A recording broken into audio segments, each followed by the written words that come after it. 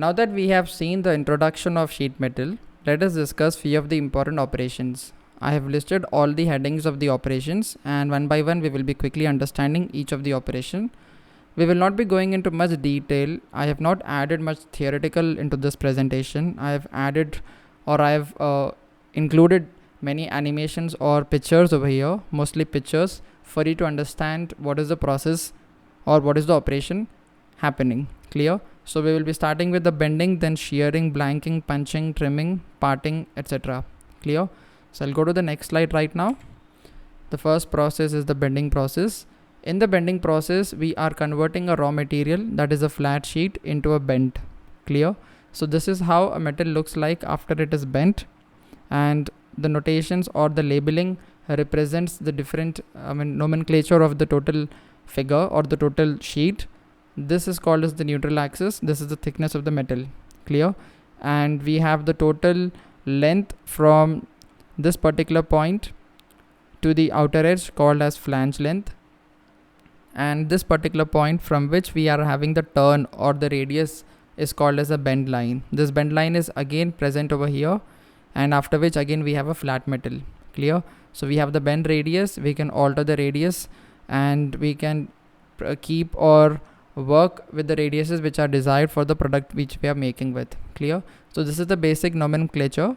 We are basically forming the metal into a bent shape by applying a force on the piece of sheet metal. Clear? Obviously we cannot bend it with our own hands. If we are working with the hands, that is a basic sheet metal workshop, what we can tell. But generally if our application or the product what we are making requires a lot of precision, requires a lot of durability and quickness in the manufacturing process, then obviously we have to utilize the machinery. Clear?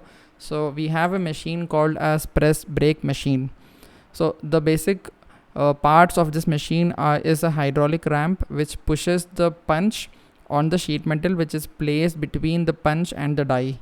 Clear? Then we have a bed for support. What is happening is certain force is applied on the punch with the help of a ram, and the punch hits the sheet metal on the surface. The sheet metal then bends, and we have completed the bending process in this particular way. And I'll just go to the next slide and show you an animation over here. You can see the punch which is converting the sheet metal or a sheet. You can see this is the die over here. So this is a process of bending. We are utilizing certain amount of force for the process of or for converting a material or bending a material. Clear? Now we have different bending types on general note. We can classify them as two types: V bending and edge bending. Clear?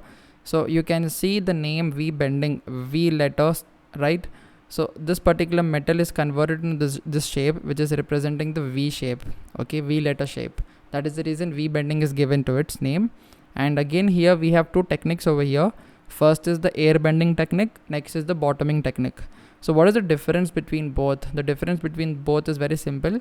If we are analyzing the figure very carefully, I will be attaching on a general note, on a other side note, I'll be attaching this presentation in the resources. You can download and analyze or go through the presentation whenever needed. Clear? So coming back to the topic what we are discussing, if we are observing the gap between the punch and the die, generally in air bending we will be having certain amount of gap. What you're finding over here, one second, I'll just change the pen.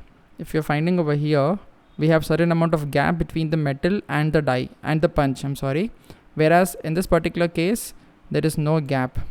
You can observe over here. So that is the reason this particular type of process or operation is named as air bending, and this operation is known as bottoming, wherein the punch is completely in contact with the metal and it is saying that that particular metal touches the die at all its surfaces. Whereas in air bending we apply the force in the punch up to certain extent or up to the desired angle of the bend. Clear? After that we will just push the punch upwards and we will take out the sheet metal which is bent. Clear? So this is the simple difference between V bending and air bending. if you're really interested, you can try to find some textbooks or Google, and you can just discuss understand more about this techniques. Clear? Now I'll just go to the next slide. Here we have the next type of bending, which is called as edge bending or vibe bending. So what is happening over here, I'm not reading the theory, I'm just explaining you with the images. Clear? So what's happening over here is we have the sheet metal initially placed, and remember a thing, the sheet metal is generally flat sheet. It is a planar sheet, we can call it, and this sheet is now undergoing a process or an operation of bending. Clear? Now we have seen V bending, air bending, bottoming and all in the previous slide. This is the next type of bending, which is called as edging. So you can try to understand from this image that we have a pressure pad over here which is holding the sheet metal in between the vibe die and the pressure pad. We are applying certain amount of pressure force and we are holding the sheet metal so that it doesn't move. Clear? Then we are utilizing a punch. You can see the arrow, it is coming down from the top. Clear? And obviously this is connected to a ram and all. This is a kind of machinery. This is a simple body diagram, we can tell, and obviously the functioning and the total parts are connected as a big machinery, but this block diagram basically explains you what is happening. Clear? Then this punch is forced and it is moved down with certain force, and this particular force will help the sheet metal to bend. And you can see the difference between the previous. You can see that in this particular case the bending is happening at the center of the sheet metal, and in this particular case you can see that the punch is at the edge. It is exactly on the extreme corner, not in the middle. So this is the difference, and this is about edge bending. We have certain different types of bending types actually, we can call, and this is a straight flange. Flanging is nothing but converting the material or bending the material into 90 degrees. Okay, so it is a bending process. Flanging is also a bending process. Clear? Like we are converting this shape into a kind of L shape, right? So the material what will be present after bending it will be in this fashion. Clear? So stretch flanging and shrink flanging are again types of flanging over here. Then we have curling or bending. Then we have seaming and hemming. So seaming and hemming are basically used for, hemming is used for improving the quality of the edges. We try to convert by adding a flush. We can call this turning as a flush over here. We are flushing the seam or the corner of the sheet metal, and we are doing that to ensure that the material is intact at the edges. Clear? And it is a little bit firm over there, because generally the material is very thin, and if you are just folding and pressing it very tightly using some equipments, tools, then this will become a very strong corner. Clear? Seaming is nothing but, you can observe a flush over here. We are turning the material, but in this particular case there are two sheets which are connected using a seaming technique. Clear? You can see this is the sheet number 1. I'll just change the color.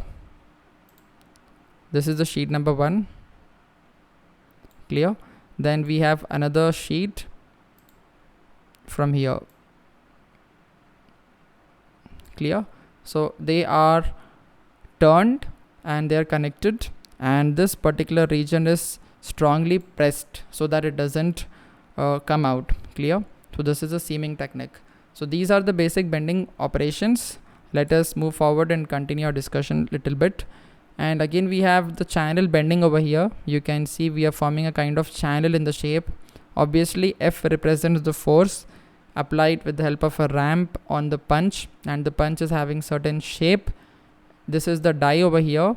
The die will withstand the force and convert the sheet metal, which was initially a flat sheet. Now it is getting converted into a channel shape. Clear? So this is the channel bending. Then we have the U bending over here on the similar note. Then we have the air bending. So I was discussing about air bending. You can find a gap over here. This is called as air bending. So here the material is bent up to certain time or certain distance, and then the material is taken out. Clear? Then we have the offset bending. So you can see the shape how it is formed. Then we have the corrugated bending. So these kind of shape you can generally find in sheds. Most of the sheds are commonly having this kind of sheets on the roof. Clear? And this is a kind of tube forming bending. So we are converting the material in the form of tube. Clear? So this is all about bending operations on a very basic note and a very quicker note. And let us move forward and continue the discussion with other operations.